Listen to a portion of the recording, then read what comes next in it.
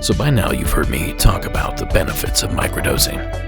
And if not, just know that all sorts of people, myself included, are microdosing to boost their mood, fall asleep more easily, and even help with pain and workout recovery.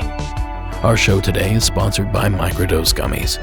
And Microdose Gummies deliver the perfect entry-level dose of THC to help you feel just the right amount of good without getting high from just one microdose. It's like the sweet spot between CBD and THC that gives you the benefits of both. Decreased anxiety, a mood lift, and a good night's rest. Microdose gummies are legal everywhere in the United States and are made with high-quality organic ingredients infused with Oregon-grown berries. You can really taste the difference in quality. Every flavor I've tried is great, and I especially love them to help me wind down at the end of a long, stressful day. Now, Microdose is available nationwide. To learn more about microdosing THC, go to microdose.com and use code Monsters Among Us to get free shipping and 30% off your first order. Links can be found in the show notes. But again, that's microdose.com and code Monsters Among Us. Now, as always, supporting our sponsors supports the show. So thank you for listening. Now back to that spider with a human face.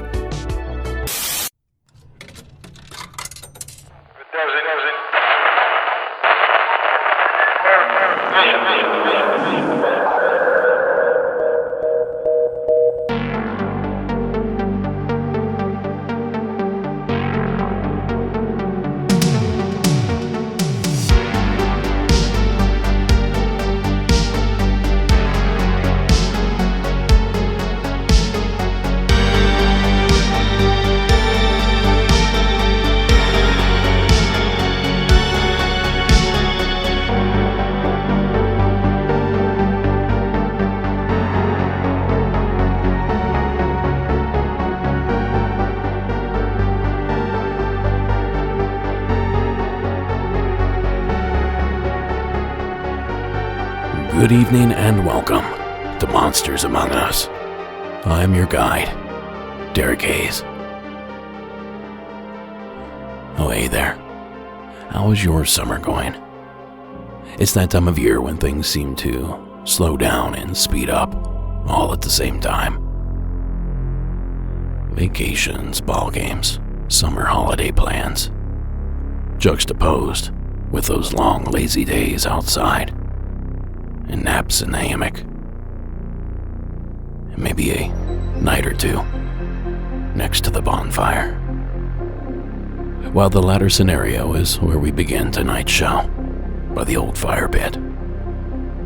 Brett from Nebraska, please elaborate. Hi, Derek. My name's Brett from Madison, Nebraska. We love your show. My wife and I listen to it all the time. I want to get your feedback on a little story that happened to us not so long ago.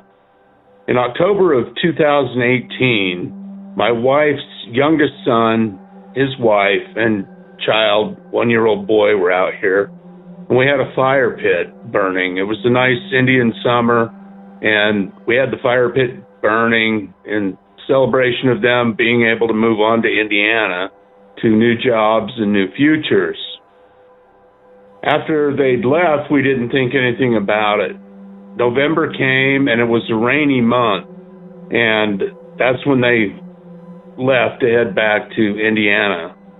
Well, in May of 2019, it was the first nice day in May where you really wanted to be outside when spring was coming out here in the northeastern part of Nebraska. And my wife and I, Margie, like to do, we cook for our friends. We do cheeseburgers and stuff like that. A friend of ours showed up about 10:30, and he was waiting around while we got things ready. It takes about 20 minutes to do it. And we had another boarder move in December of 2018 named Ann. And she was out in her bathrobe walking her dog because it was fairly early in the morning. We didn't expect anybody to come until after 11. Anyway, she's walking the dog. Margie's out doing the burger on the grill. And I'm in the house doing the fries, the potatoes that go with it. To try and get things timed right, I'd poke my head out the door, see where she was at, to make sure kind of everything worked out on time. And I saw a lot of smoke coming from the fire pit. Plus, I could smell the wood burning a little bit. So I came out the door and I said, Margie, did you start a fire in the fire pit? And she said, no, why? And she had to kind of look around the maple tree that was right in front of her, and she could see the smoke coming from it. So I ran to Ann, who was still outside walking her dog, and I asked her if she had thrown something in the fire pit to start the fire, and she said no. So I came back in the house, and our friend that was sitting here waiting for his burger, I asked him, did you throw anything in the fire pit? Of course, he said no. So we're all kind of fumbled about what's going on here. So we took a short video. I'm hoping you got it. The fire pit hadn't been used since October. The log was sitting on about 2 bricks high on a flat surface. The log was kind of teetering on it. And the burn mark was about the size of a silver dollar. When I first looked out, it was smoking really hard, almost like there was a giant magnifying glass between the sun and the earth. The log was facing due east, and the sun, we have a tree line about 30 yards away from the fire pit, was well above that. But if you get the video and you see where the fire started on the log, you'll see that I don't think there's any way anybody could have started that fire intentionally. It's had us baffled for all these years since, and we'd like to know kind of what you think about it. Thank you. We love your show. Please let us know. Thank you. Thanks, Brad. That is certainly a weird one. Now, anyone taking a surface-level look at this case will probably think that, typically, items don't just combust on their own. That person just might be wrong. It seems the concept of spontaneous combustion is not only possible, but it could be likely in some certain situations, as explained in this National Fire Protection Association education video. Back in July 2018, in my role writing for NFPA Journal, I came across an interesting story: nacho chip dust that had spontaneously combusted in Austin, Texas. Little did I know that 1 year later, I'd come across a similar story about sushi tempura flakes bursting into flames at multiple restaurants across the country. All of these incidents shared the same culprit: combustible oils. When I spoke to experts at NFPA about the fiery food items, they weren't surprised. For many years, NFPA has warned the public about the dangers of leaving oil-soaked rags balled up to dry. When rags are coated with oil-based paints, stains, varnishes, or other chemicals commonly used in the household, those oils can self-heat as they dry. They can get so hot, in fact, that a fire can start with no apparent ignition source, like an open flame or a spark. The same phenomenon, it turns out, had happened with the oils coating the nacho chip dust and the tempura flakes. Essentially what happens is that when these oils dry or cure, they pull oxygen molecules out of the air. This chemical reaction generates heat, so much heat that you can fairly easily achieve the ignition temperature of whatever material the oil happens to be coating, be it a rag or some crispy corn tortillas. Now, I remember seeing stacks of wet hay smoking out in the field late in the summer when I was a kid. For the longest time, I thought it was simply steam that was escaping the pile, only later to learn that it was in fact smoke, as the hay began to burn from the inside via this process. Now it's time to raise the question many of you were already thinking. Can this happen to living organisms as well? Can people be victims? Well, allow me to introduce a phenomena known as spontaneous human combustion, via the man that literally wrote the book on the subject, researcher and author of the book Ablaze, Larry Arnold. All right, let's start at the very beginning. What is spontaneous human combustion? It's the process, the phenomenon whereby a body will blister, smoke, or otherwise burn in the absence of a nearby identifiable radiant heat source. So if you can rule out an open flame, a radiant heat source is a radiator or stove. If you can rule out high amperage, if you can rule out radioactive material or caustic chemicals, then you have to consider if a person is burning, that spontaneous human combustion is the end result or the cause of that process that's ongoing before you or within you. Now that clip courtesy of Jeff Belanger's 30-odd minutes.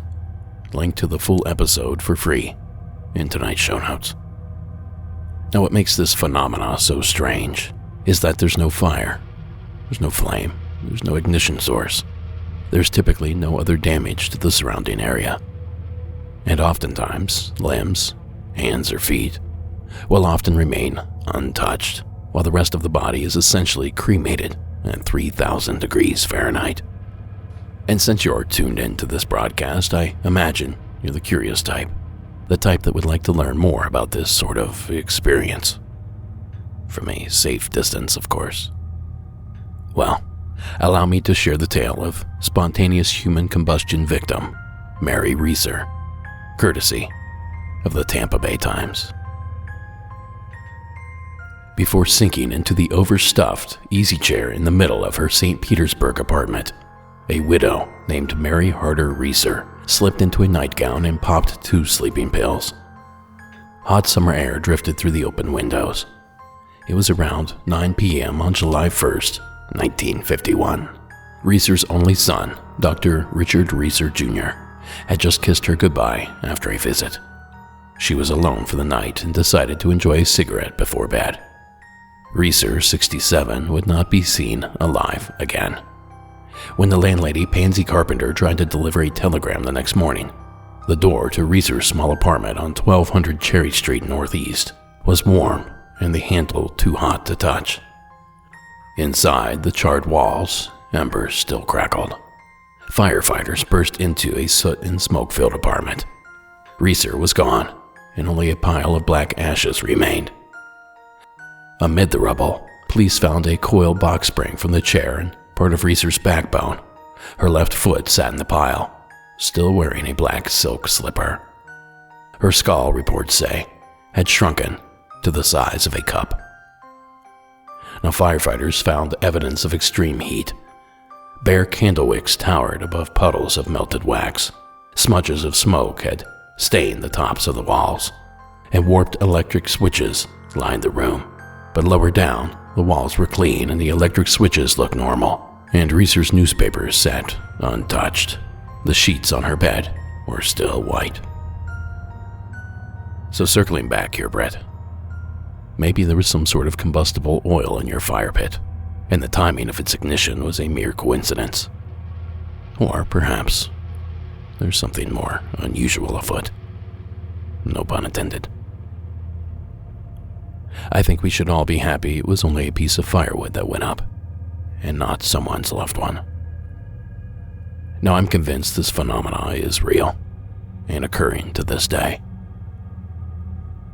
It's just that it's so rare and difficult to research.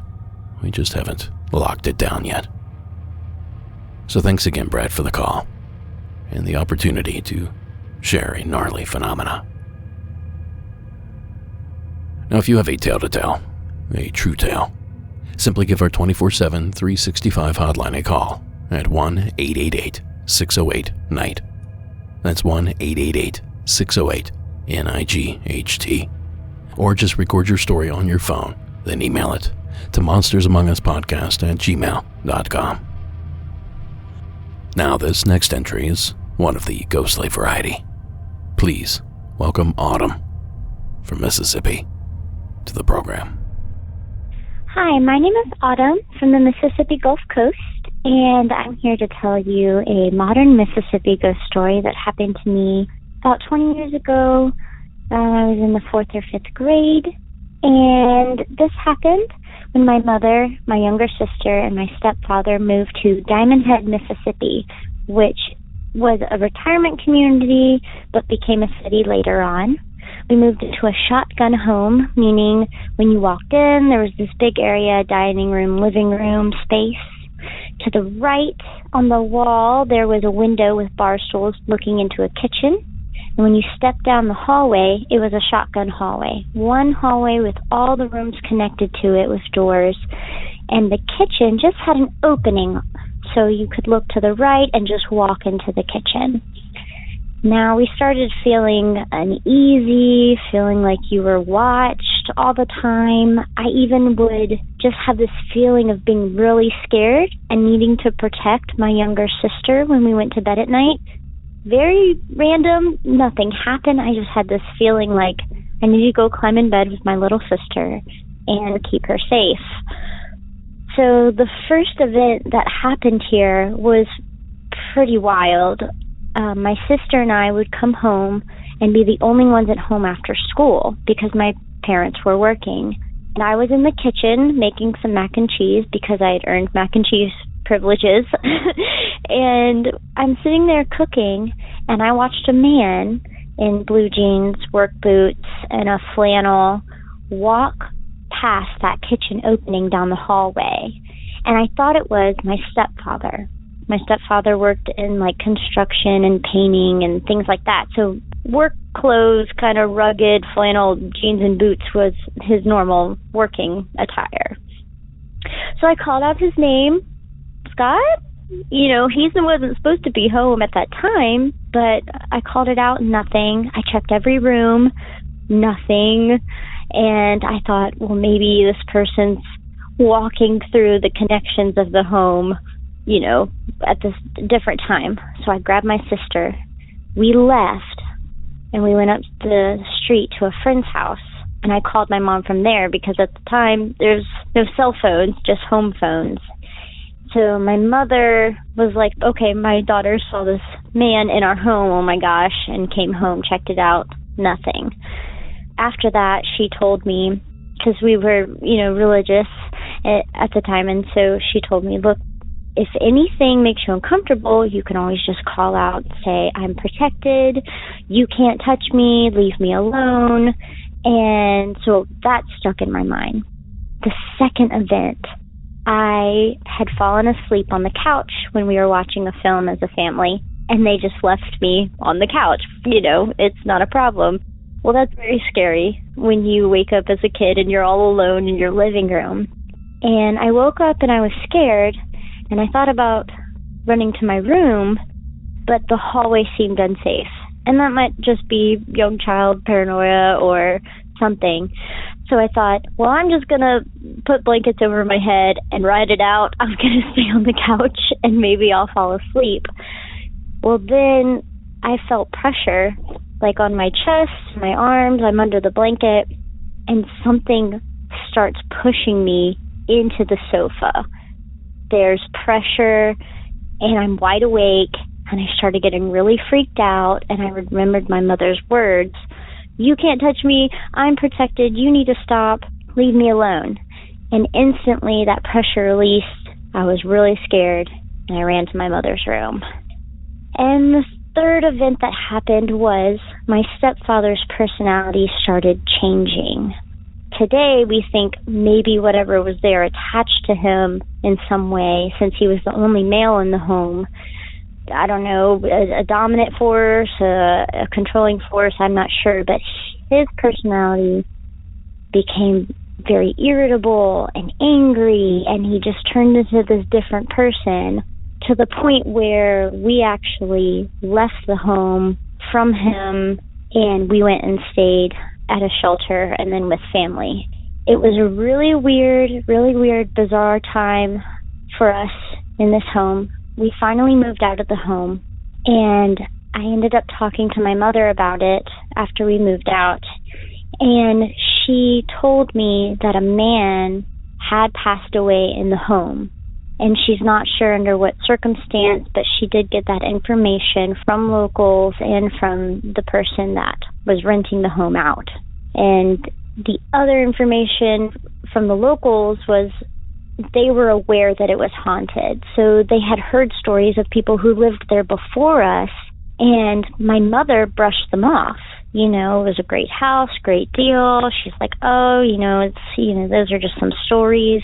to, as we lived in the home, we actually experienced similar things. It was very interesting.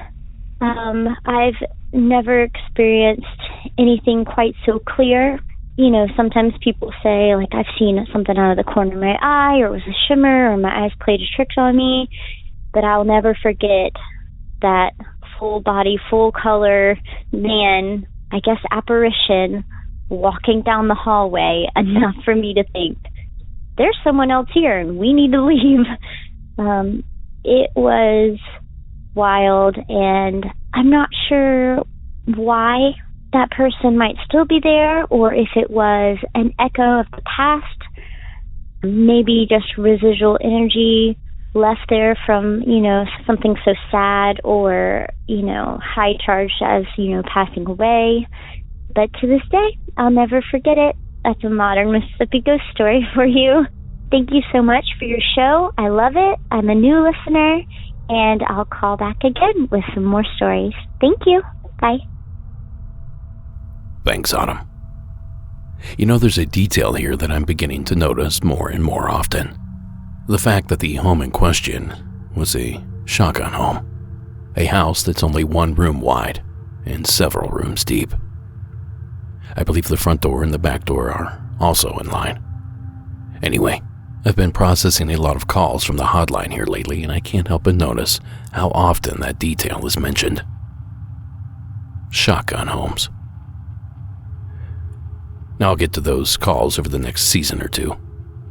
So pay attention and see if you can't spot all the times it's mentioned. And thank you, Autumn, for sharing that amazing encounter. A full-bodied apparition is sort of the golden egg in ghostly activity. And you might not, but you should, consider yourself lucky for having seen it. Now our next mystery comes to us from the skies. Will in Missouri. Welcome to the platform. Hi, my name's Will. I'm from Missouri. Love your podcast. Me and my daughter listen to it all the time. And she wanted me to call in and tell my story about seeing a UFO. I work for a company that we do maintenance on cell phone towers, so we travel all over Missouri and Kansas. So I drive Kansas quite a bit. And I was taking this one stretch of highway that I'm very familiar with. It's very flat out there and there's nothing around. So there's one section when you come over a hill, you can see what I call a windmill farm. It's where they have a lot of these windmills for power out there. And then at the very end of that section, there's a cell tower, and I always know it as a marker as I'm driving out that way. So I was driving out there, and it was raining as a typical storm, and the rain had stopped. I could see like the line of clouds that was the storm front, and I noticed as I'm driving that direction that I start seeing a light in the clouds. My first thought was, what is a plane doing in the storm? Commercial planes and everything, they try to fly above or under the storm or around it, anything but through it. So I thought that was strange, but nothing else made sense other than I'm seeing a light coming through the clouds. And I'm driving towards it, and I keep looking at it because it's just so strange. And then the light starts getting dimmer and dimmer as I'm getting closer, and it's getting bigger. And then I see that it's not a light at all. It looks to be some kind of egg-shaped craft. I've seen the Tic Tac videos and everything from the F-18s that were leaked, and it doesn't look like Tic Tac shaped. It looked more like an oblong egg shape, but I could tell it was like a grayish silver color, and it was oblong. And the way it was moving is like it was coming straight my direction, and I was going straight its direction. And the closer I got, the bigger it got, and the stranger it looked. And it kept going, and I could see that tower in the foreground as I'm coming towards it. I could see this craft. It moved straight over that tower, and then it started coming straight down towards the cell tower, which I thought was really strange. There's no reason for it. An aircraft normally don't get that low or anywhere close to it. So sped up as much as I could safely, and I'm trying to get closer to this thing, and it's coming straight down, and it gets so close. The distance I was at, it looked like maybe it had to be within 50 foot of the tower top, which is crazy close for any kind of actual aircraft, helicopter, plane, anything to be that close to a tower and that low to the ground. And then as I'm trying to figure out what this thing is, and I'm getting closer and closer, and that's when it actually dawned on me. I was like, hey, I should grab my phone. So I start to grab my phone, and I'm looking down, grab my phone, and I look up. And about the second I look back up, it just sits there for a second, and then I start fumbling my phone while I'm looking at it, and this thing just all of a sudden shoots straight up. And when I say straight up, I mean straight up, and it went so fast, it was gone in a split second. It was so fast, I was like, where'd it go? And just gone. I know enough about aircraft and helicopters and jets, all that, to know that was no kind of anything that I've ever seen. Helicopters, even, they can't move in like 90-degree turns and whatnot. They can do it, but they have to like swing one way and move the other. So it just did not have the movement of anything that I've ever seen before. And I know it was nothing that anybody on this planet knows of anyway. So that's the only thing I've ever seen like that, and it really made me question things. And I've seen the Tic Tac videos and all that stuff, so I know other people have seen it, but that's the best that I've ever seen. So, yeah, love the show, and glad we could share this.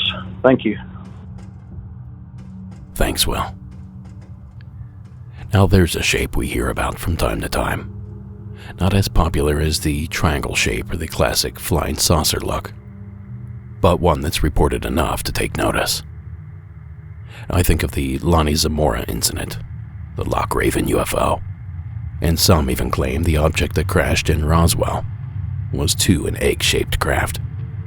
Now, I've linked to the history of all three of those experiences in the show notes, if you would like to explore further.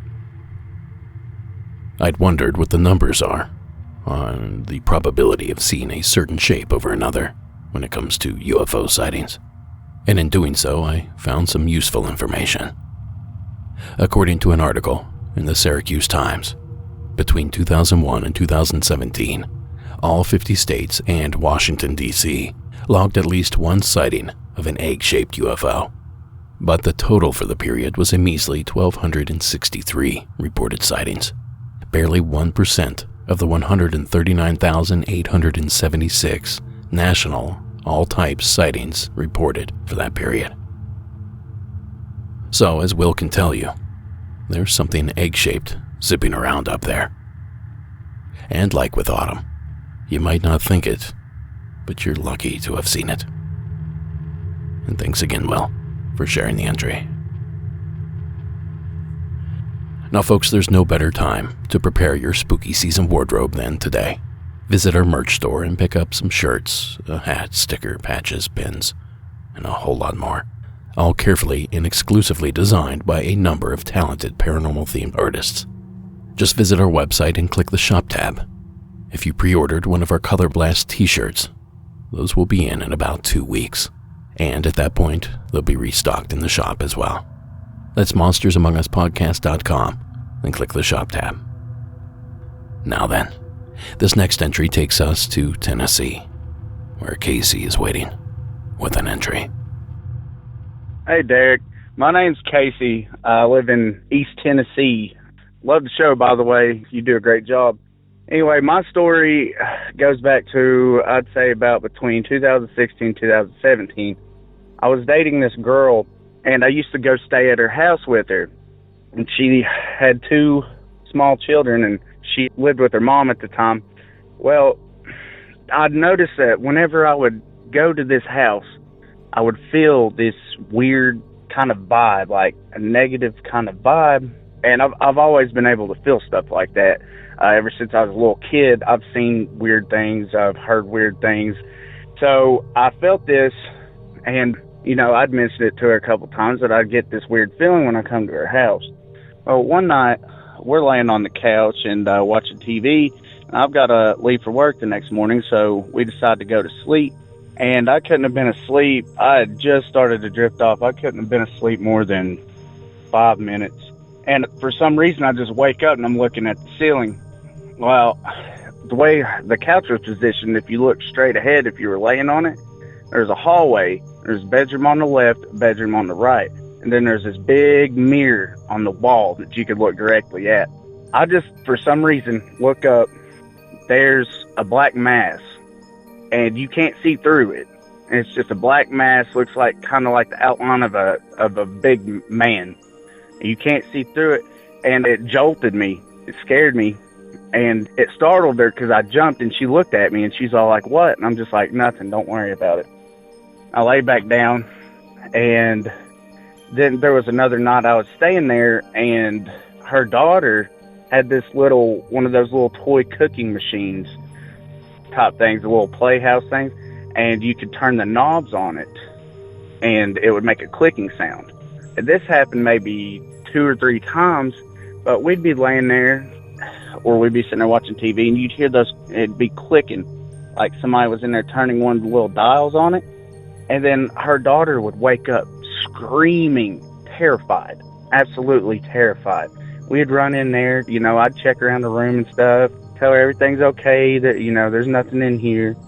Yeah, that happened a couple times. And then the craziest one to me, we had started staying in her bedroom, and we always slept with the door shut. Well, there was one night we're laying there, and we're just sitting there chit-chatting, before we go to sleep.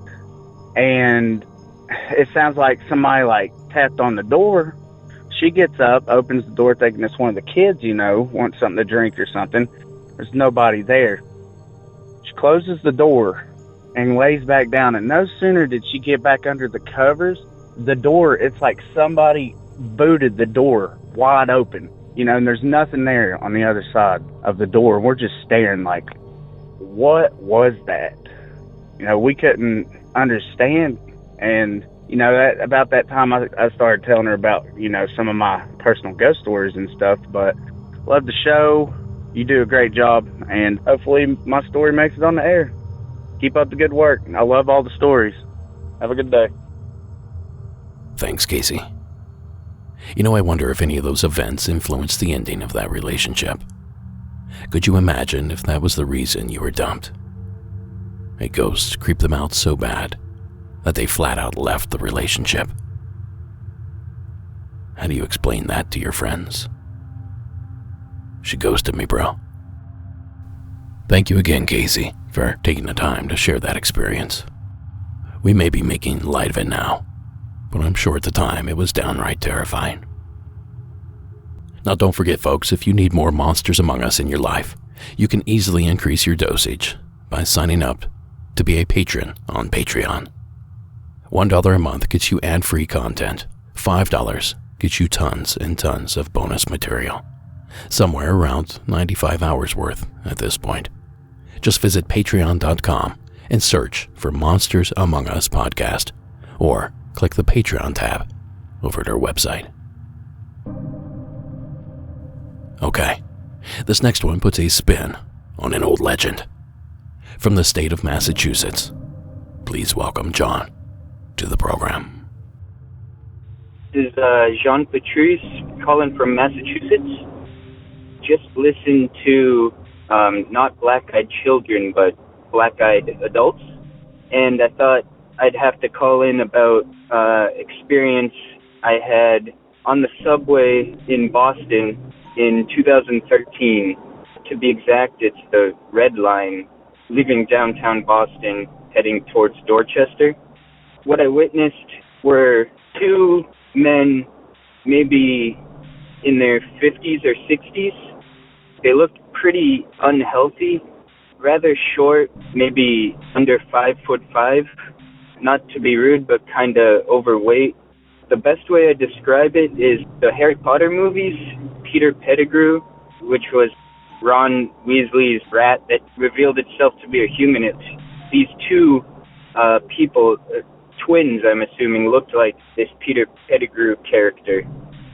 And it's a loaded train, like a busy subway, and these 2 twins, dressed similar, dark clothing, they're sitting on the train, and they're kind of looking at this mom and baby, and the baby's in a stroller, and one of them is kind of making faces and little hand movements at the baby, like he was playing with the kid.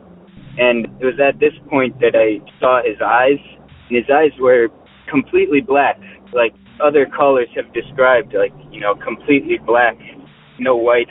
And I noticed after watching for a while, his brother or twin, or what I assumed were brothers, had the same eyes.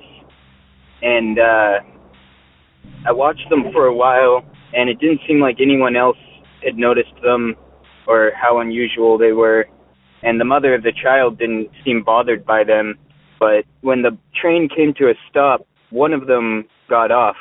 And I'm saying they looked identical, like identical twins. And one of them got off without acknowledging his twin, without saying anything to him, without saying goodbye, waving, or anything. One of them got off the train, and the other stayed. And eventually I kind of just lost sight of him, or he got off the train. I can't really recall where or when, but before this encounter, I had no idea anything about black-eyed children, or I had never heard of it. And when I got home, I immediately was on the internet, and I remember I typed in black-eyed being, because I didn't know what else to type in. I had no contact, and that's when I heard about all these black-eyed children sightings, and I kind of was not expecting that there would be this whole phenomenon. But yeah, that's pretty much my story. I'm glad to have heard someone else call in with a black-eyed adult experience. Thank you, John. Now, this isn't the first time we've explored the possibility of a black-eyed adult. Back on Season 14, Episode 7, we shared an entry from Jay in New Jersey that also seems to detail these full-grown, dark-eyed demons. And it's the call I believe John is actually referring to in his entry. Now, if this kind of thing ruffles your feathers, Delaney dug up a collection of similar encounters, the link to which can be found in tonight's show notes. And if you like this sort of thing, I highly recommend you take a quick look. Now, if there actually are black-eyed children out there, I suppose it's only natural that we too have the adult variety as well. But what are they? And more importantly, exactly what is it that they want? Thanks again, John, for the call. 76 years ago this week, an event occurred that would shake the military, the press, and civilians alike. An event that may have altered our history, timeline, and future. But that's not what the military will have you believe. 76 years ago this week, something crashed into the desert outside of Roswell, New Mexico. And for those of you living under a rock, this is how all those events went down, courtesy of UFO hunters on the History Channel. Early July 1947. Roswell, New Mexico is a quiet city of just 26,000 people. The majority of the population are ranchers or military based at the nearby Roswell Army Airfield. Little do any of them know, this sleepy town is about to receive a wake-up call. On July 6th, local rancher Mac Brazel reports to the local sheriff that he has found strange debris on the ranch where he works. Major Jesse Marcel from Roswell Army Airfield is sent out to investigate. He takes as much of the debris as he can fit in his truck back to the base. On July 8th, the Army issues a statement that they are in possession of a flying saucer. But after the debris is flown to Dallas, Texas that afternoon for further analysis, the Army states the debris is nothing but a misidentified weather balloon. The story quickly fades from memory. But in 1978, Stanton Friedman, a retired nuclear physicist, interviews Jesse Marcel, who has a somewhat different take on the story. Marcel reveals to Friedman that what was said that afternoon in Dallas on July 8, 1947, was actually a cover story. What he handled was definitely not a weather balloon. Of course, it was much more complicated than all that, but that pretty much catches you up. Now, with that history lesson behind us, allow me to introduce Carrie from the state of New Mexico. Hello, Derek. This is Carrie from Albuquerque, New Mexico. I'm calling to share about something that happened to me about 35 years ago. I was about 8 years old, and my family and I lived in Roswell, New Mexico, which we all know has its own stories. But what happened to me happened late at night. I was supposed to already be in bed. It was probably around midnight. It was a school night, so my mom had already tucked me into bed, and I wanted to get up and play a prank on my mom. She is an artist, so she would stay up late at night and work in her studio painting when the house was quiet. And every once in a while, I would go and hide in the bathtub and, pull the shower curtain back and scream out and scare my mom and laugh and get sent to bed. So this was one of those nights, but what I decided to do was hide in this very large dining room that we had. There was a very big window that looked out into our backyard. There was, of course, the dining table and a very old grandfather clock. So what I had done is I had squeezed myself in between the grandfather clock and a hutch, a cabinet that held dishes and such. And I was waiting for my mom to come down the hallway. I could hear her in the bathroom doing her nightly routine. I was waiting, and it felt like forever for 8-year-old me. And I looked out towards the window that would look out directly into our backyard, and I saw a very strange glowing light. It was multiple colors, and it was about at my eye level, and I could see it there, and it was moving.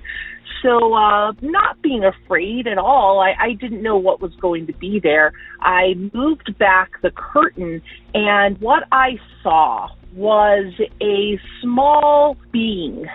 It was about my height, if not a little bit taller, and I got very scared. I drew the curtains closed, and I stood there, and I could still see it glowing. The curtains were a very light, sheer lace. And I got my courage, and I remember pulling the curtain back, and it was like a being that was, if you will, almost the consistency of a jellyfish. I mean, it was see-through. I could see the different organs and vascular system of this being, and it was as interested in me as I was in it. It did not feel menacing, not to me as a child. I didn't know exactly what it was, so I wasn't completely terrified. I was really just kind of shocked at what I was seeing. I remember kind of moving my head around to look at it. As I moved my head, it would mimic my movements, and it lifted its hand up towards the window. This actually gives me full body chills and goosebumps to even talk about it now, 35 years later. And I remember when it lifted its fingers up, it did not have 5 fingers. It only had a couple of fingers on its hand. And for some reason, the movement of this being scared me. It really, really scared me. It kind of made it real. And I remember just running and screaming and running down the hallway, which of course scared my mom. And she asked what was wrong. I did not have it in me to explain to her what I saw, and she quickly told me to hurry to bed, and that is what I did. I might have mentioned this maybe somewhere in my childhood to my parents, and I was kind of dismissed. Thank you so much. Love the show, and I appreciate everything you do. Thanks. Bye. Thank you, Carrie. This one's going to be fun. Ladies and gentlemen, it's deep dive time. Now, anyone that knows anything about Roswell knows that there were purported alien bodies found in the wreckage. There are even further claims that the bodies were recovered by the U.S. military, and that one even survived. But let's back up to Carrie's call. This experience took place somewhere around 1987, some 40 years after the initial crash. So on the surface, it may seem that a survivor of the crash may have been hanging around. But what are the chances that it was the same being that Carrie witnessed through her window? Why would it be hanging around for 40 years? And more importantly, how? This would have us believe that it managed to stay undetected for some 40 years, only for a little girl to suddenly stumble upon it. Seems a little far-fetched for me. So to start my deep dive, I was in search of two pieces of vital information. Who was the first person to report seeing beings? And how were they described? I think armed with that information, we can get a better idea of what Carrie may have seen. And after some digging, I found the book Crash at Corona by Don Berliner and Stan T. Friedman. And in the book, it details the experience of Gerald Anderson and his family. New to the area, Gerald, along with his father, brother, uncle, and cousin, drove to a remote area of New Mexico they called Horse Springs to collect gemstones. As they made their way down a dry wash, legend says they became the first human beings to discover something otherworldly.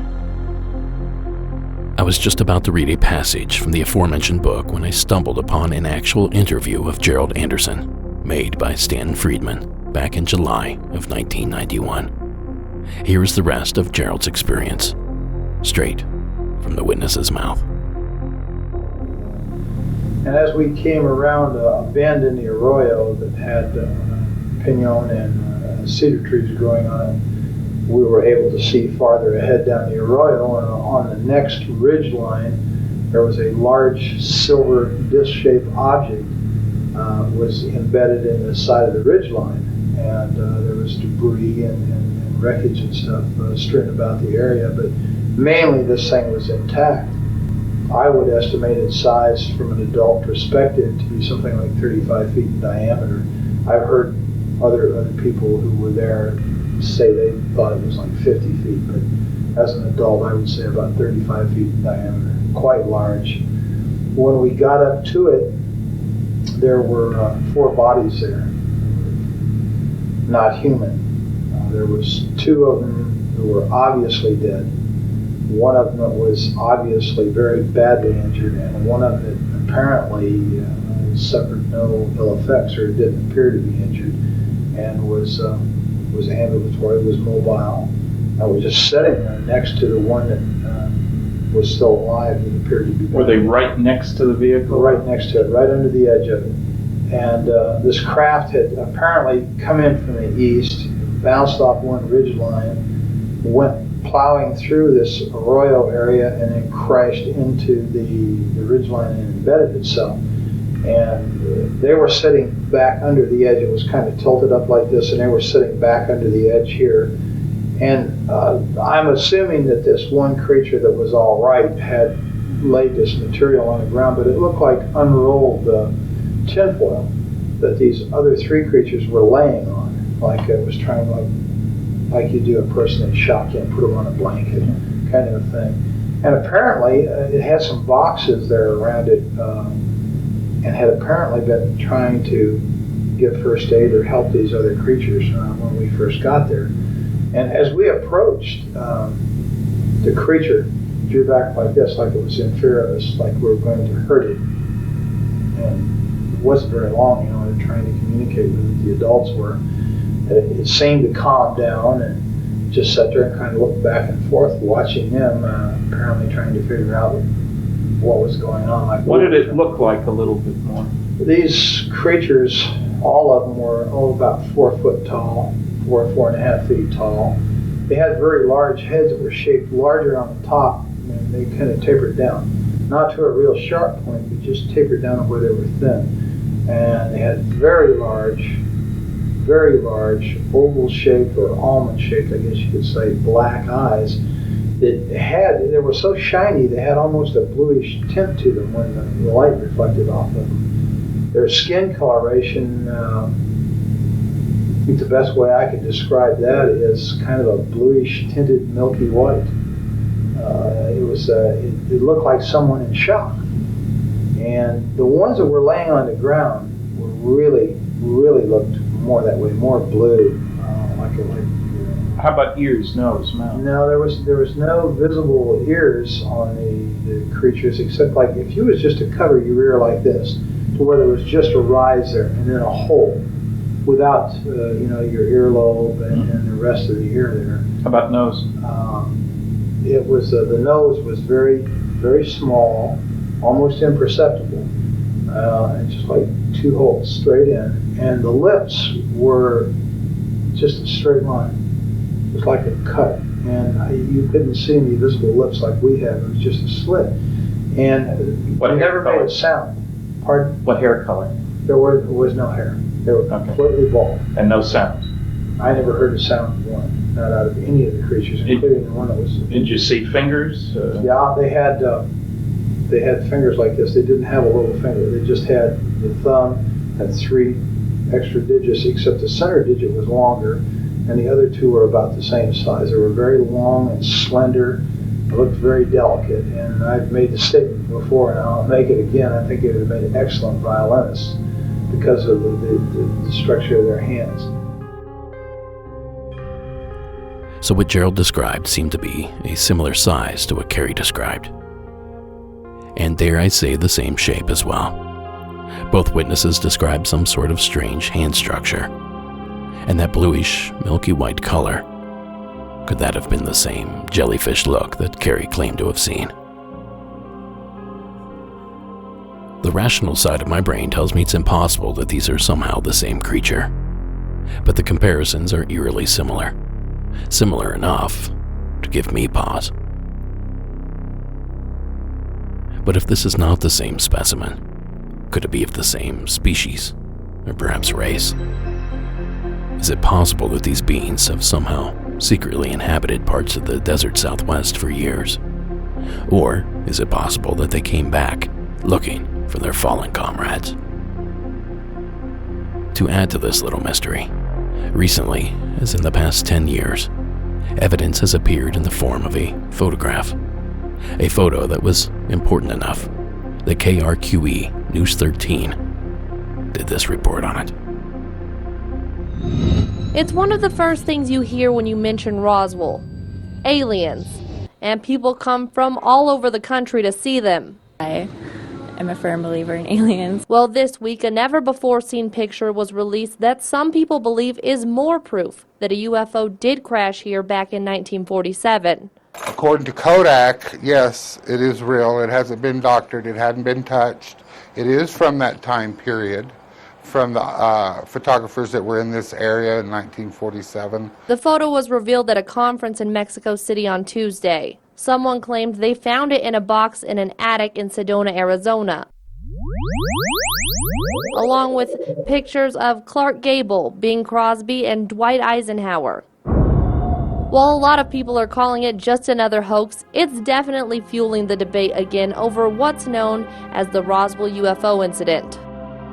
Now I encourage all of you to hit up the show notes and take a look at all of this information.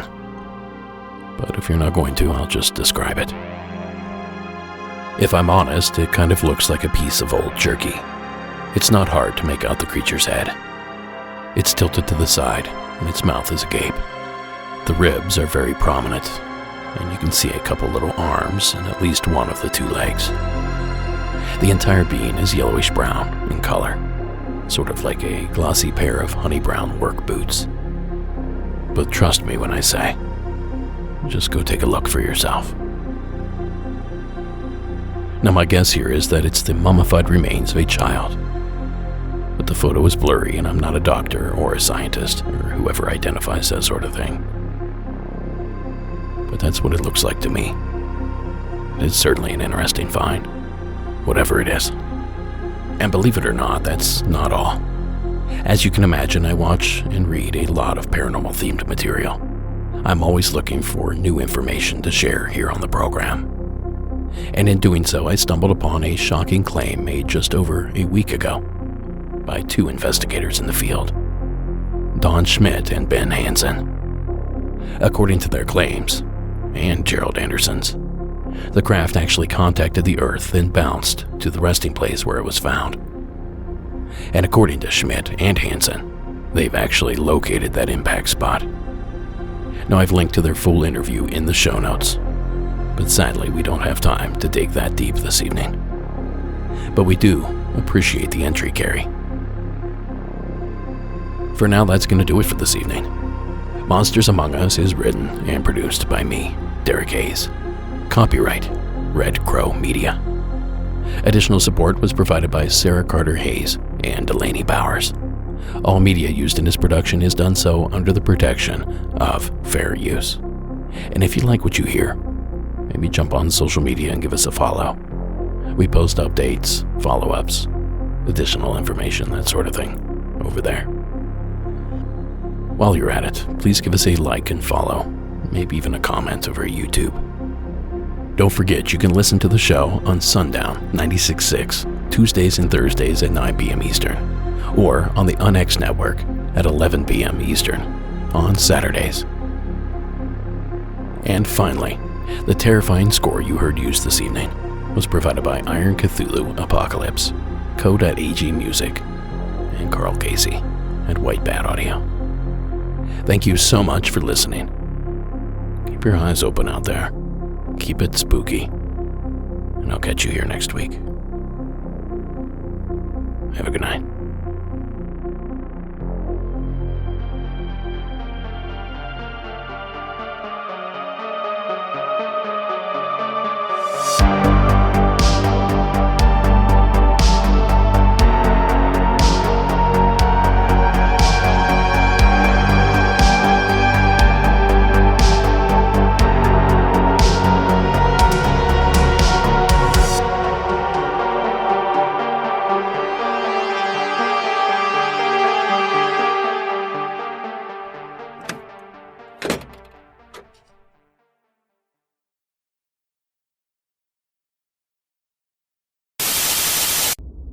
Well, we began the evening with a mysterious fire, and we're going to end it with one as well.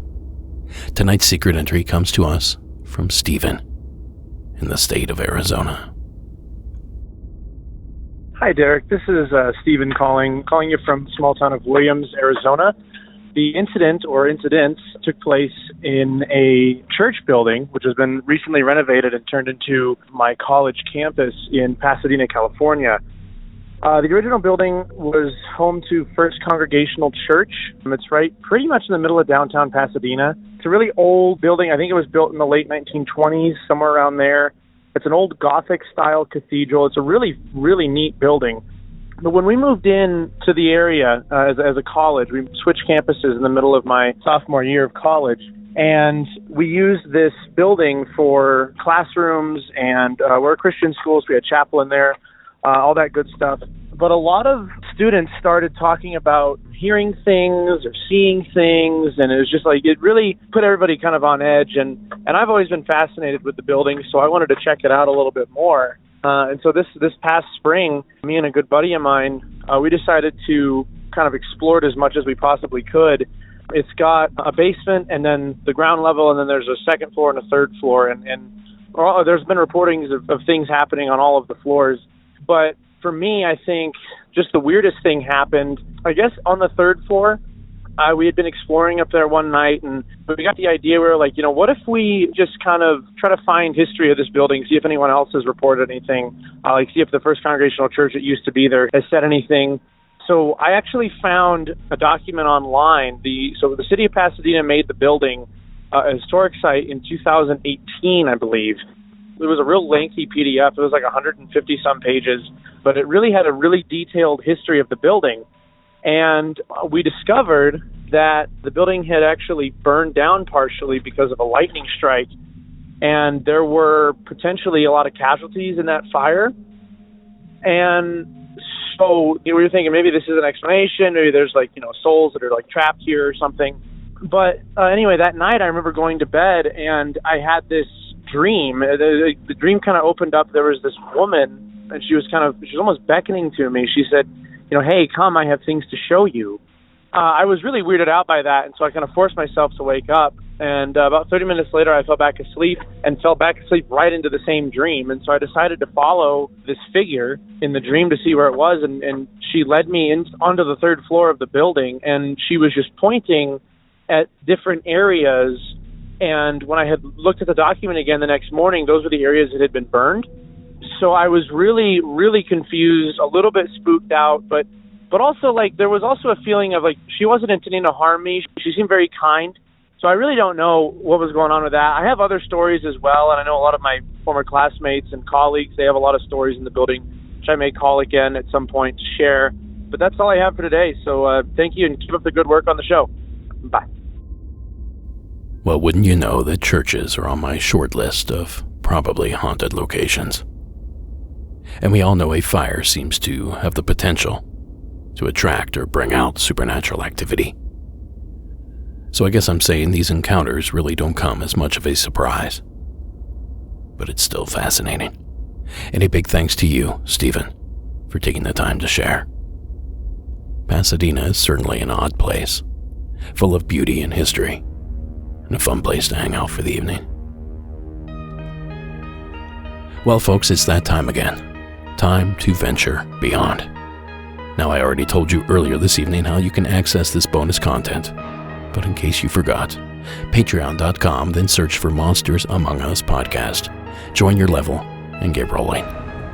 You can even try it out for an entire week for free if you would like. And once you do, you'll discover you've been missing out on calls like Greg's in Maine.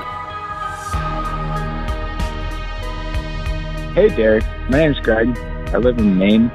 What I'm calling about actually just happened tonight.